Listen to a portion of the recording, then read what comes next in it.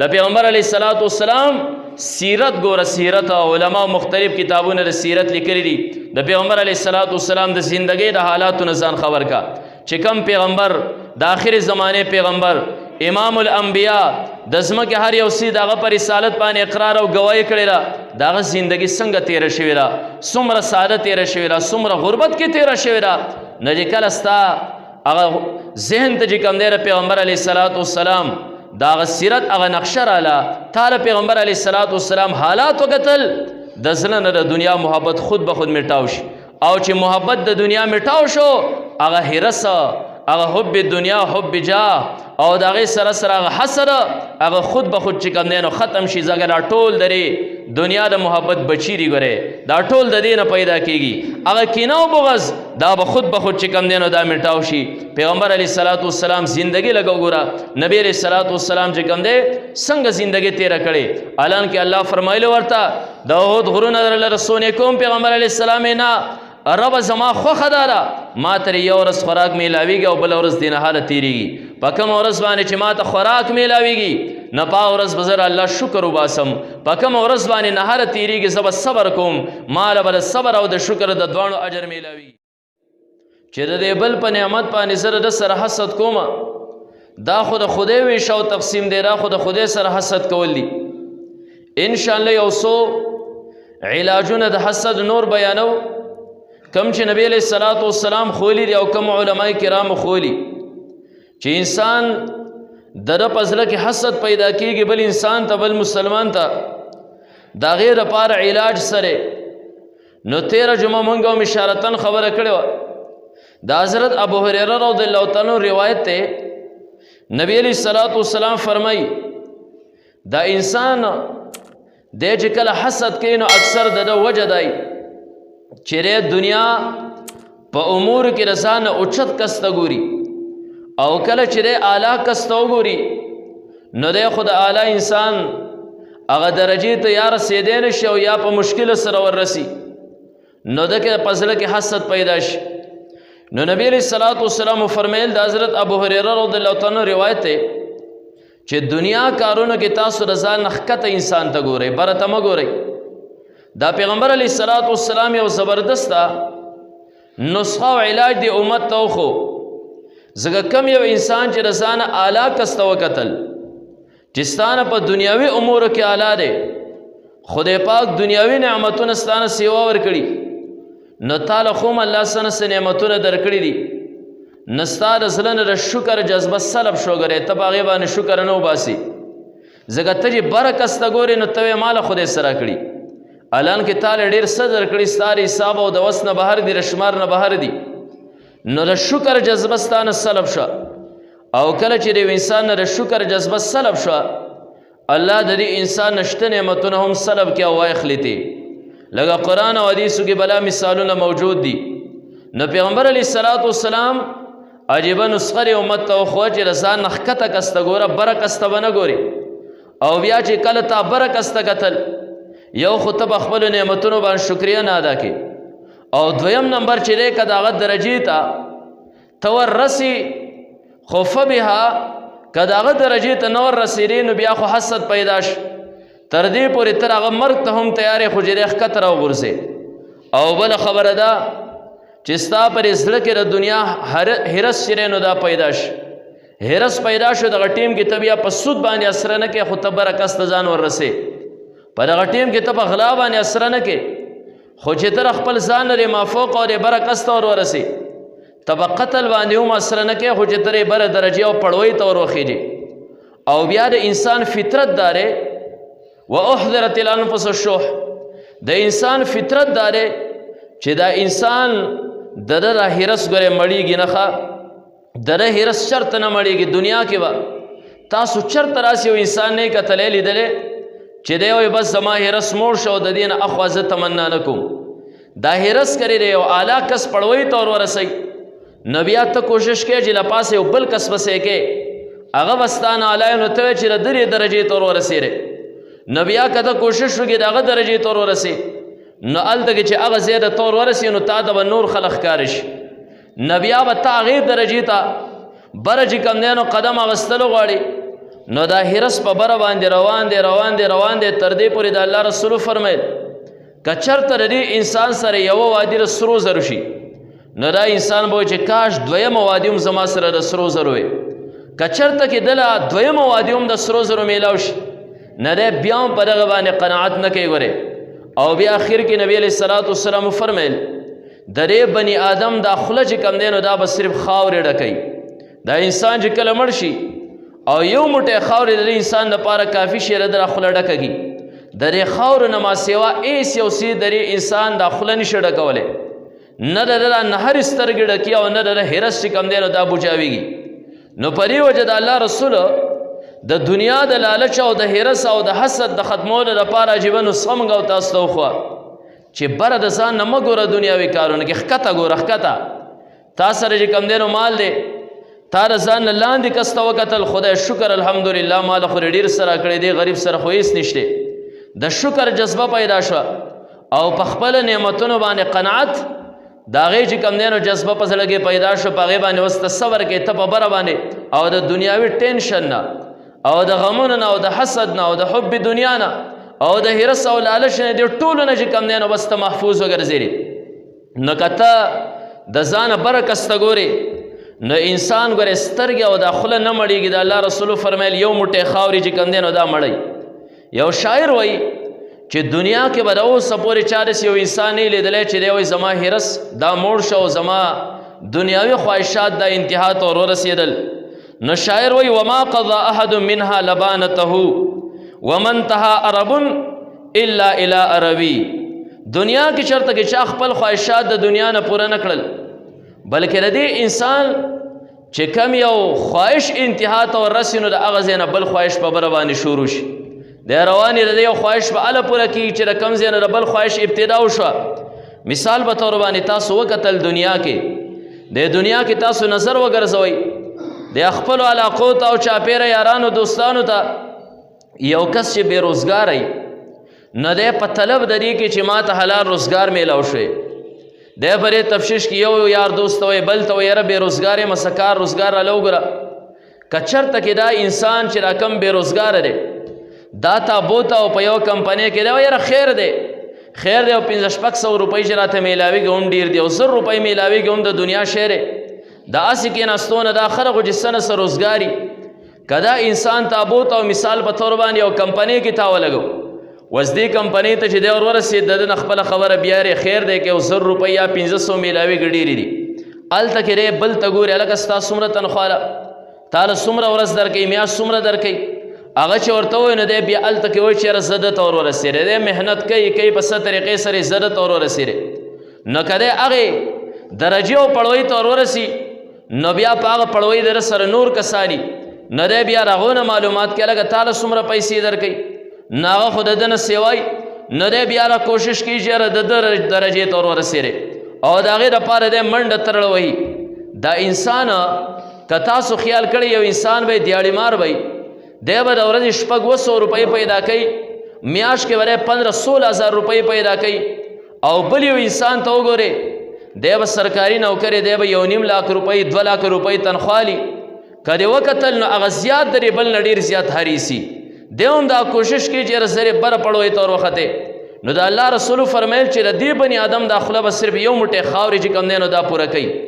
نو د هرس د ختمولو دپاره د بل سره چې کم دی نو د حسد نه ساتلو دپاره د الله رسول نسخه وښوه د ځانه اعلی کس ته مه ګوره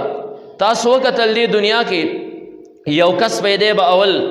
تعلیم کې او دی به کوشش کوي چې یاره زه چېرته یو سرکاري نوکر شي او سکول کې استاد ولګېدی دی چې کله سکول کې استاد ولګېده دی بیا خپل هلته کې چې دی څنګه ورغی ادارې ته نو دی د ځانه اعلی کسان ویني چې یاره زما نه دا بل اعلی دی دا بل اعلی دی نه دی بیا کوشش کوي ورسره خپل تعلیم جاری ساتي هر نمونه منډې ترړې چې یاره زما له ښه پروموشن وشی په بره باندې لاړې و چې کله د نه نوره ترقي وشه دی لګیا موږ وکتل دا سپین ګیري استادان او سرکاري نوکرانې پر سپینه ګیره هم دیو تعلیم حاصلی یاره څه کې هلکه دا ولې دا خو ته سپین ګیری اوس هم کتابونه ترخ کې نیولي دي یاره پلانې ډیګري حاصلومه چې لږ پروموشن مې وشي په بره باندې لاړ شم لګیایي هغه ریټایر کېدو پورې دی لګیایي لا بس کې نه په بره باندې روانې چې په څه طریقې سره زه په بره ور وخېږم نو دا د انسان فطرت ته ګورې د انسان فطرت ته او دا انسان ته سکون چرته نه میلاویږي سکون به انسان ته اله میلاویږي چې ته د ځان نه ماتحت وګورې د الله رسول د هر یو روحاني بیماری چې کوم دی نو علاج مونږ او تاسو ته ښوولی دی چې کله د ځان نه ماتحت ته وګورې د ځان نه غریب ترې وکتل و ستا زړه کې د شکر جذبه پیدا شوه ستا زړه کې چې کوم دی نو قناعت چې کوم دی نو دا پیدا شي او بیا ته په بره باندې چې کوم دی نو دا نه ورخیږي عبدالله ابن المبارک رحمت الله علیه شیخ سعدی رحمت الله علیه عجیبه خبره کوي شیخ سعدی رحمت الله علیه دې پورې خبره کوي چې یاره د انسان د حرص شرطه مړیږي نه ګورې ښه د الله رسولو فرمیل کنه یو وادي ولا د سرو زر ورکې دی به چې بله ورله ورکې نه دی بیا نورې غواړي نه د خوله چې کوم دی نو صرف او صرف یو موټی خاورې دا پوره کوي شیخ سعدي رحمت الله علیه یو پیره په سفر باندې روان وم نو زما یو ځای کې شپه راغله نو یو کس د شپې ځای راکړ هغه سره پاتې شوم نو ما ته پته ولګی چې د کوم سړي سره زما شپه ده دا میزبان چې کوم دی نو دا سوداګر دی او دی یو لوی تاجر ډېرې سامانونه اخلي دی یو ملک نه بل ملک ته شیخ سعدي رحمت الله علیه سفر باندې ومه د ټوله شپه زما مازغه وسټل لګیا او پلاني ځای کې مې داسې دوکان هغه ځای نه مې سامان ورده چلو شو هغې کې دومره ګټه پاتې شوه سړی لګیا و نو مازغه یې راله ستړي کړل بیا یې ماته وي چېره شیخ صاحب دعا کوه یو سفر مې پاتې دی تجارتي سفر او چې کله دا سفر سر ته ور ورسوم که نه بیا به د هغې نه اخوا د قناعت زندګي تېروم څنګه به د قناعت تېریا دوکان مې غټ هغې کې به ناست یم په هغې باندې به ګزاره کومه او نور دنیا کې نه ګرځم تجارت نه کومه بس د قناعت زندگی به اختیار کوم خپل عبادت پکوم دکان کې بناسم خو دعا کو چې دا یو سفر زما کامیاب شي شیخ سعدي صاحب ما ورته چې کم ځای ته سفر دی وای ما ته وی چې یاره زه د فارس نه به زه یوه سودا رااخلم او دا به زه وړمه چین ته په چین کې چې کوم دی نو دا سوي به خرڅوم ځکه په چین کې د دې مانګ ډېر زیات دی او هلته کې دا ډېره زیاته ګټه کوي بیا به د چین نه چې کوم دی نو زه چیني لوښي دي نو دا چیني لوښي به زه راولمه او دا به زه روم ته ویسم ځکه د چیني لوښو مانګ دا په روم کې ډېر زیات دی هلته خلک ډېر زیات خوښوي نو د هغه ځای نه به دا روم ته ویسم نو هلته به یې خرڅ کړم او بیا دا رومي کپړه چې کوم دی نو دنیا کې ډېره زیاته مشهوره ده نو دا رومي کپړه به د روم نه زه راوچته کړم نو زه به لاړ شم بیا هندوستان ته د هندوستان کې به دا کپړه خرڅه کړم شاید هغې کې هم بیا څه ګټه وشي بیا به هندوستان ته لاړ شم نو هندوستان کې چې کپړه خرڅ شوه نو د هغه ځای پولاد ډېر زیات مشهور دي نو د هغه ځای نه به پولاد راوچت کړمه نو بیا به لاړ شم شام ته ځکه شام کې چې کوم دی هندوستاني فولاد خلک ډېر زیات خوښوي نو شام ته به لاړ شم بیا د شام شیشه چې کوم دی نو دا ډېره زیاته مشهوره ده نو شام کې چې کله زه شیشه والمه نو دا به زه وړمه یمن ته بیا یمن کې چې کوم دی نو شامي شیشه دا ډېره زیاته مشهوره نو هلته به یې خرڅوم او بیا چې کله یمن ته لاړم شیشه چې مې خرڅه شوه نو بیا یمني صادرې دا دنیا کې ډېرې زیاتې مشهورې دي نو بیا به انشاءالله د یمن نه د صادرو چې کوم دی نو دا هغه سودا راوچتومه نو واپس به راځمه فارس ته نو په فارس کې بیا چې کوم دی نو هغه ځای هغه صادرې یمني صادرې دا ډېرې زیاتې مشهورې نه به بیا دلته کې راوړمه نو دا زما یو داسې یو دنیا باندې چیرې نه یو مضبوط سفر دی خو دعا کوه چې کله دا وشي که نه بیا به د قناعت زندګي تېروم بیا دا دکان مې ردې کې به ناست یم اغستل خرڅول به کوم دا هم بیا له د قناعت زندګي وه نو شیخ سعدي رحمت الله علیه ما وخندل او ورته یو څو اشعار وي اشعارو کې چې کوم دی نو شیخ سعدي رحمت الله علیه وی ما وی چې تا به د غور علاقې چې کوم دی د یو سوداګر واقعه اورېدلي غور علاقه کې یو سوداګر روان دی سودا د ورسره او در سره خپله سورلۍ د په هغې باندې سودا چې یې له پاسه بار کړې ده او بیا هم په هغه علاقه کې خوشې ځنګل دی او خوشې میدان دی په هغې کې را سوداګر را غورځېدلی دی او په هغه ځای باندې مړو نو د سورلي ورسره هم ولاړه وه سورلي دغه خپل مالک او نیک نه تلی نه شو نو پر یې ځای باندې ولاړه نو څه وخت کې هغه سورلي هم را غورځېدلې مړه ده نو بیا خلک په دغه طرف باندې تلل نو د غور پر یې خوشي بیابان کې چې کوم دی سوداګر ډانچې یو ځای پرته وه صرف کړکۍ پرته وه غوښې دې تلې وې او د سورلۍ هغه ډانچې بل خوا پرته وه او دا سامان چې کوم دی د سورلۍ د ملا نه داسې رغښتې او فاصله کې داسې پروت خو چې خلک به تلل نو هغه سامان چې کوم دی په زبان حال به دا وي چې د دنیادار دا نهر سترګې او دا نهر خوله دوه څیزونه صرف ډکولی شي یو قناعت چې دی په کم څیز باندې صبر وکړي قناعت وکړي او دویم نمبر خاورې چې دی کله قبر ته لاړ شي د خوله چې کوم دی نو په خاورو باندې ډکه شي شیخ سعدي رحمت الله علیه ورته دا اشعار چې کوم دی نو دا ووي نو دا یو عجیبه غونته کې حرص انسان دی چېرته رانه و چېرې زه موړ شومه یا زما دا حرص ختم شه یا د دې ځای پورې دا زما دنیا هغه چې کوم دی نو پوره ده تاسو ګورئ نه دا مختلف حکمرانان دا څومره مال چې کم دی نو بهر ته وباسي او بیا زموږ او ستاسو د غریب چېرته هغه شمار اورېدلی هم نه دا سوچ دی نه دی کړی زما زندګي څومره ده او دا شتې ما څومره دا جمع کړی دا د انسان یو حرس دی نو چې کله د دنیا دا حرس په انسان کې راغب شي نو بیا خود به خود حسد پیدا شي ځکه هلته ستا نه بل مخکې دی نو ستا د هغه سره حسد کله چې هغه را لاندې که بیا در نه بل مخکې دی نو بیا د هغه سره چې کم دی نو دا حسد په دې وجه باندې عبدالله بن مبارک رحمت الله علیه هغه عجیبه خبره کړې ده هغه وایي مسلمانه دنیا کې همیشه دپاره د ځان نه لاندې نه کس ته ګوره سکون به تا ته حاصلي تا ته به راحت حاصلي ته به ډېره د مسیح زندګي چې کم دی نو دا تیرې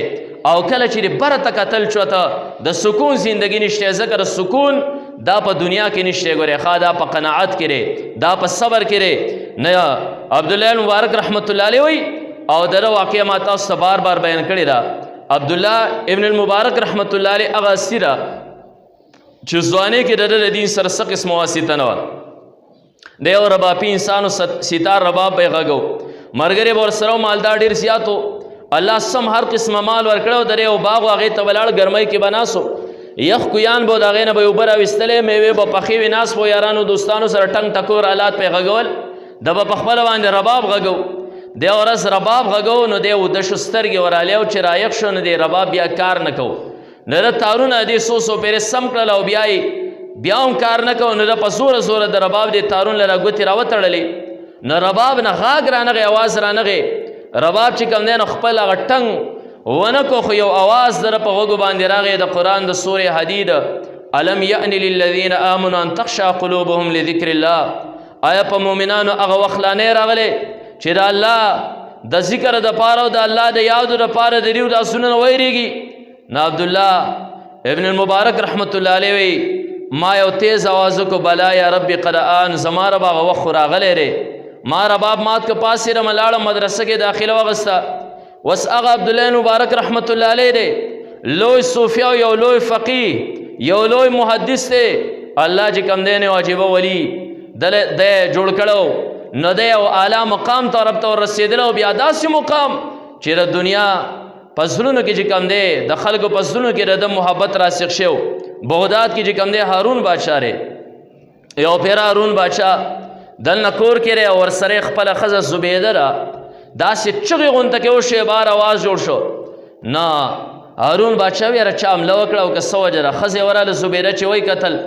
ګڼه وګڼه خلک استقبال ته راوتی او بیا د اواز چې په زوره سره وشو زبیدې د یو کس نه تپوس کوي دا دومره ګڼه د څه شي راو دا څوک دی او دا خلک څوک را روان دی دا خلک چا ته راوتلی خلکو ورته زبیدې نن چې کوم دی یو عظیم هستي عبدالله مبارک رحمت الله علیه بغداد ته راغی او د اواز چې ته اورې دا شور چې جوړ شو هغه پرنجې وکړه او د هغې سره د الحمدلله وی د ټولو خلکو اواز وکړي یرحمک الله بس دا دومره اواز چې کوم دی نو چاپېره پرې علاقه کې وګرځېد دا د دې وجې نه وګرځېد زبیده لاړه هارون بادشاه ته وی راشي وی د زړونو بادشاه وینا د زړونو بادشاه وینا تاسو د سرونو بادشاهان یې صرف سرونه خلکو ښکته کړي دي خو د زړونو نه محبت نشته نن د زړونو بادشاهان وینا راشه کم ورستا د خلک دومره استقبال ته راوتي بهر کیف هغه عبدالله مبارک رحمت الله علیه د دنیا سکون مونږ ته ښیښه چې سکون به څه کړی دی اول کې ډېر زیات مالدار وم انتهایی مال را سره او باغونه سیوا او نقدي سیواوې هر قسمه وسایلو نو زما ناسته پاسته به هم د مالدارو سره وه نو ما به کوشش کوی چې زما د سورلۍ غوندې سورلي د چا سره نه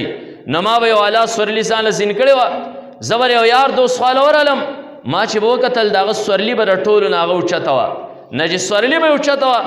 زما به د هغه سره حسد پیدا شو حرس به سیوا شو چې دا څنګه ډېر مال زما سیوا دی او سورلي د ده الی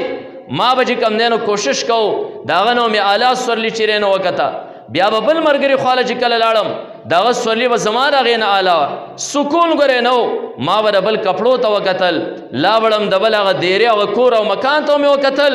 سکون نه و چې چاله به تلمه نو زړه کې به ښه رس او لالچ سیوا کېده حسد به د بل سره سیوا کېده ما به اعلی ته کتل چې زه ده ته ور ورسمه هغه ته به ور ورسېږم د هغې نه به بل اعلی هغې ته ور ورسم سکون نه وګورې زړه کې به هر ټیم سوچ او فکر خو چې کله الله دا دور راوسته زما تعلق چې کوم دی دا د درویشانو او ملنګانو سره راغی په الله قسم سکون ما په اول ځل باندې ولیده چې کله به د درویشانو مجلس ته ورالم دا صرف فقیرانو مجلس ته به ورالم زما لباس په ټولو کې اعلی او ځکه مالدار به وم زما سورلی به اعلی ما به هغو ته وکتل د هغو لباس ما وی شکر الحمدلله خدایا د هر قسمه نعمت تې راکړی دا دیني نعمت تې ورسره اوس هم راکړه زما زړه کې قناعت پیدا شو یو مجلس ته چې به زه ورتلم زړه کې به ښه قناعت سیوا کېده ښه سکون به سیوا کېده بل ته به ورالم هغه به د بل نه ادنه او ښه سکون به پیدا کېده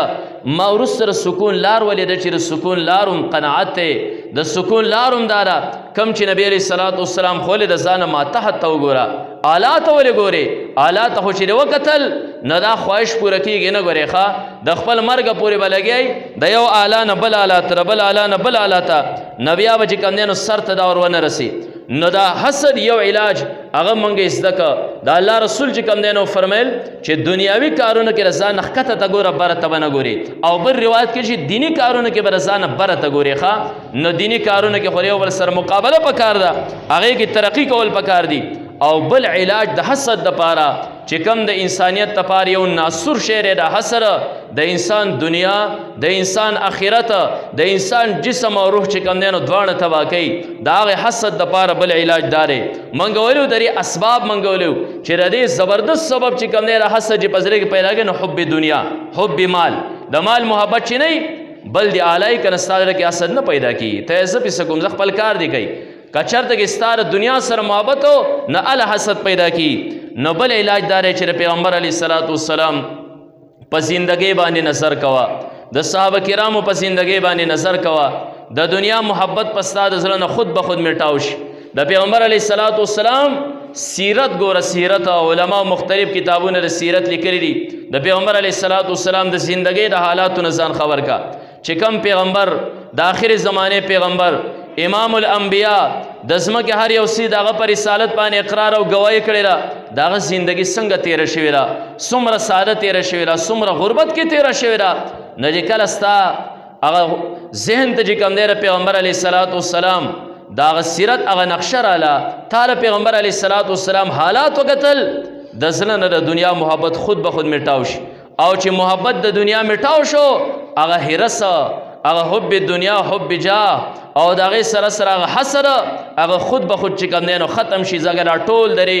دنیا د محبت بچی دی ګورې دا ټول د دې نه پیدا کېږي هغه کینه او بغض دا به خود چې کوم دی نو دا میټاو شي پیغمبر علیه الصلاة والسلام زندګي لګو ګوره نبی علیه الصلاة والسلام چې کوم دی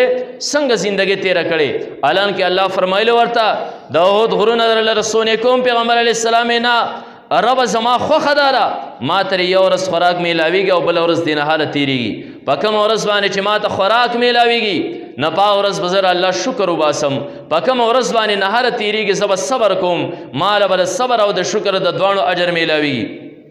او د یو حکمران دپاره د یو مشر دپاره مناسب هم دا ده چې دی هم داسې زندګي تېرې ښه یوسف علیه الصلاة والسلام چې د مصر باچا شو غلی چې کوم دی نو سټور کړه ښه په عدل باندې به یې غله تقسیموله مفسرینو لیکلي چې کله قاصالي راله د ټولو نه اول چې د نهر او د لوږې د لاسه د شپې په نیمه شپه کې راپاڅېد او د لوږې د لاسه یې سویلي کول هغه د مصر بادشاه وګورئ ښه یوسف علیه الصلاة والسلام عدل کو دې بادشاه ته هم دا پته ولګي زما پرې رعایا او ماتحت باندې څه تېرېږي اوس چې کوم دی او بادشاه او دغه بادشاه لور وه نه خلک د قات د وجې نه چې کوم دی نو مړه کېدل قاصالي نه نه هغې تپوس وکړه وی دا خلک ولې مري خلک ویل ډوډۍ نشته نو یې پولاو دې خوري که نه نه هغې ته را پته نه ډوډۍ نشته پولاو د کوم طرفه راوړي نه بادشاهان او مشران ته خو دا اندازه نه لګي دا چې کوم دی د غریب سره یو شانتي شي نو هله به پته ولګي چې د غریب باندې هم داسې لوږه تېرېږي د بل باندې هم داسې چې کوم دی هغه فاقیر تېرېږي نو په دې وجه باندې چې کوم دی نبي کریم صلی الله علیه وسلم یا الله یو ورځ دې نهاری یو ورځ چې کوم دی نو ما ترې خوراک میلاویږي د پیغمبر علیه الصلاة والسلام پر هغه زندګۍ باندې نظر کوه خود به خود د دنیا محبت د زړه نه میټاو شي حسد خود به خود لاړ هرس چې کوم دی نو خود به خود لاړ د دنیا هغه منصبونه چې کوم دی د هغې هغه محبت دا خود به خود چې کوم دی نو دا لاړ د پیغمبر په سیرت باندې نظر کوه پیغمبر علیه الصلاة والسلام لور ده حضرت فاطمة الزهرا رضی الله تعالی عنها پیغمبر علیه الصلاة والسلام ته ډېره زیاته ګرانه یو ورځ نبی علیه السلام کور ته راله پیغمبر علیه الصلاة والسلام ورته بچې ولې رالې پیغمبر علیه السلام عادت بداو چې دا به په تندې ښکل کړه او کم ځای باندې به نبي علیه السلام ناسته ځای به ورته پرېښوده ډېره زیاته خوښه وه هغې ورته چې خاوند حضرت علی رضی الله تعالی عنه چې دی نو سوړه راوړي ما کور کې ډوډۍ پخې کړې راټولو هغه په حصه کې یو ډوډۍ ورسېده نو ما خوړه نو سوچ وړم چې زما پلار به ګورې خوړلي او که به نه پیغمبر علیه السلام د هغې نه ونوړې وکړه ورته وایي فاطمې په الله قسم درېیمه ورځ ده چې 3 ورځې پس ستا پلار خېټې ته راوړم به یې نوړی چې نو دا ځي نو مسلمان د پیغمبر په حالاتو باندې لږ نظر وکړه د دنیا حرص په خود ختم شي د پیغمبر علیه السلام هغه نازبین صحابه د هغو زندګۍ ته لږ نظر وکړه د دنیا حرص او لالچ او حسد دا به خود میټاو شي نن تا د هغه تاریخ یې کړی دی هغه ته ګورې نه حضرت ابو هریره رضی الله تعالی عنه د پیغمبر علیه السلام د روایات او د حدیثو په ذخیره کې د ټولو نه زیات روایت را نقل کوي د پیغمبر علیه السلام سره د صفې په مدرسه کې یو طالب او شاګرد دی هغه د صفې د طالبانو حالات بیانې صفه د مسجد نبوي کې وړه مدرسه وه پیغمبر علیه السلام سره په هغې کې صحابه کله به صحابه 300-400 ته ورسېدل کله به د جهاد وخت راغی لا بړل جهاد به یې وکړه بعضې چې کوم دی نو 70 ته به راکوز شول کله زیات او کله کم هغې کې ابو هریره رضی الله تعالی عنه دی حضرت ابو هریره وایي موږ به سبقونه وې لوږه به راله مسجد نبوي منبر مخکې دروازه کې به راپرېوتم د خولې نه به آواز نه خته چې زه لوږې په مخ اغوستی یم خلک په راغلل په د میرګي دوره ده را سټ پې راله مګه خو ما به دومره نه شولی چې زما سټ مه مګئ دا د لوږې د وجې نه پیغمبر علیه السلام صحابو په زندګۍ باندې لږ نظر کوه نن تاسو ګورئ کم یو انسان نهاره تېره کړه او بیا هم هر یو انسان حرس کوي او لالچ کوي هغه حرس او لالچ کې چې کوم دی نو د ده سترګې پټې شي پیغمبر علیه السلام وفرمیل چې د ده خوله چې کوم دی نو یو موټی خاورې ډکوي نو د حسد د ختمولو دپاره دویمه طریقه دا شوه د پیغمبر علیه السلام د صحابه کرامو زندګۍ باندې لږ نظر چې کم دی نو دا ور وګرځوه هغه د صفې د طالبانو زندګۍ باندې لږ نظر چې کم دی نو ور وګرځوه او بیا د ټولو نه اعلی علاج د حسد دپاره د ختمېدو دپاره هغه بل څه شیز دی کله چې هم د پیغمبر علیه السلام تعلیمات وګورئ که نه صحابو ته یې دا نه دی ویلي چې تاسو بالکل نهارې تېروئ دنیا مه ګټئ ګورئ ښه د دې نه مطلب دا نه دی صحابو ته یې دا نه دی ویلي تاسو بربند ګرځئ ځان له کپړې چې کم دی نو مطلب کوئ خو صحابو له عجیبه ذهن جوړ کړی و نبي علیه السلام ښه دنیا ګټئ خو ذهن ته دنیا مه ورکوزوئ آخرت باندې بس تاسو نظر د قناعت زندګي تیروئ د دنیا غ لالچ او حرص چې کم دی د صحابو د زړه نه ویستلی و د پیغمبر علیه السلام عجیبه تربیت حضرت ابو هریره رضی الله تعالی وایي یو پیره چې کم دی وږی شوی وم ما یې پرې لوږه خو سبق نه ویلی کې راووتم بهر ته چې راوتم لاره کې ما 2 شیخین ولیدل حضرت عمر رضی الله تعالی حضرت ابوبکر صدیق رضی الله تعالی عنهما دا دواړه مې وکتل ما درې دواړو نه تپوس وکړه څه شي بار ته راایستلي یې څه کار یو دی لاره کې ولاړې ویې لوږې راایستلي و ما یې دغه مسله خو زما هم ده پیغمبر علیه السلام راغی تپوس یې وکړه مونږ ورته یا رسول الله لوږې په مخه راغستي وو وی دا مسله زما هم ده بهر ته راووتم نبی علیه السلام سره مونږ روان شو پیغمبر علیه السلام یو صحابي دی او دوست دی په پیغمبر علیه السلام ډېر سخت مین و لاړو دغه باغ ته چې باغ ته به ورشو صحابو باندې به لږ خوراک د هغې باغ نه وکړو کله چې ورغله نو باغبان د نبی علیه السلام صحابي پر یې باغ کې نشته د نبی علیه السلام دا کم صحابي چې و د ده ښځې پیغمبر علیه السلام ولید او صحابه شیخین ولیدل حضرت ابوبکر صدیق رضی الله تعالی عنه عمر فاروق حضرت ابو هریره دغه په شانتې اعلی طالب علم یې ولید خوشحاله شوه ډېره زیاته چې دا خو زمونږ باغ ته نن عجیبه استی رالې لاړه د مخې سری چې کوم دی نو بیزه ذبح کړه نبي علیه السلام او صحابه وله کله چې غوښه ورته کړه پیغمبر علیه السلام او دې دعوت ورکړه ځکه چې خاوند یې کور نه و کله چې ورته خوراک مخکې کېږه صحابو خوراک وګوره پیغمبر علیه السلام تربیت ته وګوره پیغمبر علیه السلام تربیت ته وګوره صحابه وږي شي او خوراک یې وکړه غوښه یې وخوړه خو نبی علیه السلام صحابو دا نعمت تاسو استعمال کوي او وی داغه نعمت ته چې الله قرآن کې فرمایلی ولتسألن یومئذ عن النعیم ستاسو نه به د دې نعمت په باره کې د قیامت په ورځ سوال کوم حساب کتاب به خدای له ورکول پکاري صحابو خوراک وکړه خو که راسې مرغوب خوراک یې وکړه نو بیا د انسان حرص نور هم سیوا شي که نه ځکه پر یې خوراک عادت شو دی وایي چې یاره ما د دې نه اعلی خوراک وکړې صحابو تربیت داسې چې خوراک خو یې وکړه خو د هغې نه وروسته یې ورته راسې خبر ذهن کې ور واچوله چې صحابه وایي چې یاره دا خوراک مونږ اډو کړی نه و دا خو به حساب خدای له ورکول پکار یا تاسو په څه باندې ګټلی په څه نه دی د دنیا هغه حرص یې تي داسې چې کوم دی نو مکمل طور باندې ایستلی نو لږ غونته کې بل علاج ستا لپاره دا دی چې ته بل سره حسد کوې چې د ده درجې ته سر ورسېږي لږ سوچ کوه چې دی خو غرق دی دی خو به حساب مخکې ورکوي. پیغمبر علیه الصلاة والسلام وفرمیل جنت کې مې وکتل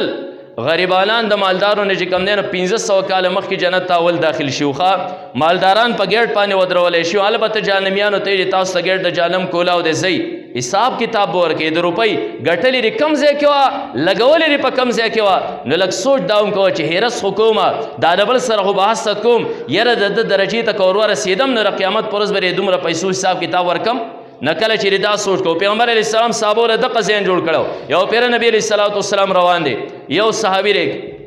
صحابو کورونه راسي پاخه نه وګورئ د صحابو کورونه به څو چوپالونه به یوه جومپړۍ یو صحابي زړه شوي راو هغه صحابي دی سمرګري ځان سره پاشر وغیره راوستي نه دا جومپړۍ دوباره نوي کوي. پیغمبر علیه السلام ورغه سلام وکاله کوي څه کوئ هغه یا رسول الله دا جومپړۍ چې کوم دی نو راغورځېدو واله او موږ تازه کړه و نبی علیه السلام ورته دا نه وي چې دا به دې نه جوړوله ځکه دنیا کې انسان اوسېږي نو کور خو به خامخا یو ځنګل کې خو انسان نه اوسېږي دا ورته ونی نه به دې جوړوله ها خو ځین یې ورله داسې جوړ کړه ځین یې ورله چې دا جومپړۍ دې جوړه کړه هسې نه سبا ورې هرس راشي دې نه لږ اعلی او بیا روانې پیغمبر علیه السلام ځین داسې جوړ کړه وی صحابي ورته دا جومپړۍ راغورځېدو واله وه ځکه مونږه تیاره کړه نبی علیه الصلاة والسلام وی مرګ ما ته د دې نه مخکې ښکاري راتلو والا دی د دې نه مخکې ما ته مرګ ښکاري چې راتلو والا دی د هغو هغه ذهن یو دم داسې که یو دم داسې که چې څنګه ستا سره د جومپړۍ غم و چې راغورځېدو والا داسې به هر ټیم ستا په ذهن کې د مرګ تصور چې راتلو والا دی تیاري ورله کوه. دا پیغمبر علیه الصلاة والسلام د صحابو هغه ذهنونه چې کوم دی نو جوړ کړي نو بل علاج دا صد دپاره دا شو سوچ کوه که زر اعلی درجې والا کس ته ور ورسېدم بیا به را دومره حساب ورکمه چې ربه ګټلي مې په څه کړي او لګولي مې په څه کړي د دې نه ښه دا نه ده چې دنیا کې قناعت کومه دنیا کې صبر کومه دومره یې چې زما زندګي پې بسر کېږي خدای هم دقه مې ګټلي او په ځان مې لګولي په اولاد مې لګولي نور مې څه نه دي پرېښوري پالتو ځای کې مې نه لګولي د قیامت په ورځ باندې چې کوم دی حساب کتاب ستا له ټولو نه اساني بهر کې مسلمان له پکارداري دا د حسد ماده د دې په اسبابو دې غور کوي د دې په علاج باندې دې غور کوي. الله دې د هر یو مسلمان د زړه نه چې کوم دی حسد بغض کې نه چې کوم دی نو دا وباسي. الله تعالی دې تمام مسلمانان په خپل منځ کې شیر و شکر کړي. و آخر دعوانا ان الحمد لله رب العالمین.